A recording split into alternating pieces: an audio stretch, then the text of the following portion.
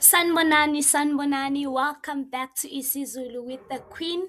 Today I want us to learn how we greet the different family members. Okay, let's get straight to it.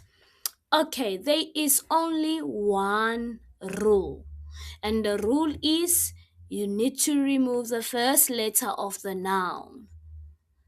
Noun means the first letter of the person, and in this case, we are working with family members. So, for example, we have ugogo, so it becomes gogo after removing the first letter, which is u. Okay, you getting it? And then when we greet ugogo, meaning we say sawubona gogo, not sawubona ugogo. Do you get it? Now, here is the next family member. It is umkhulu.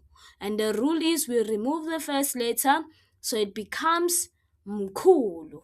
So how would we greet grandfather? How would we say hello grandfather in Zulu? Give you an opportunity to think and then answer. And the answer is Sawubona mkhulu.